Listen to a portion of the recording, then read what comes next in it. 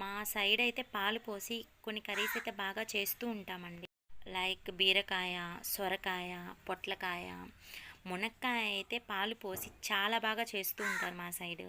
కొంతమందికి కర్రీలో పాలు పోస్తే పాలు విరిగిపోతూ ఉంటాయి. ఆ పాలు విరిగిపోకుండా ఉండాలి అంటే నేను ఈ వీడియోలో చిన్న టిప్ చెప్తాను చూడండి. కర్రీ మొత్తం రెడీ అయిన తర్వాత స్టవ్ కట్టేసి తర్వాత లాస్ట్లో మనం పాలు అనేది యాడ్ చేసుకోవాలి. ఇక్కడ నేను కాచిన పాలు చిక్కటివి ఫుల్ గ్లాస్ అయితే యాడ్ చేశాను. మా సైడ్ అయితే ఈ కాయని సొరకాయ అంటామండి. తెలంగాణలో అయితే అనపకాయ అంటుంటారు. మీ సైడ్ ఈ వెజిటబుల్ని ఏమంటారో కామెంట్ బాక్స్లో కామెంట్ చేయండి. సేమ్ ఇదే స్టైల్లో చెప్పాను కదండి, బీరకాయ, పొట్లకాయ, సొరకాయ ఇంకా మునక్కాయ అయితే చాలా బాగుంటుంది టేస్ట్.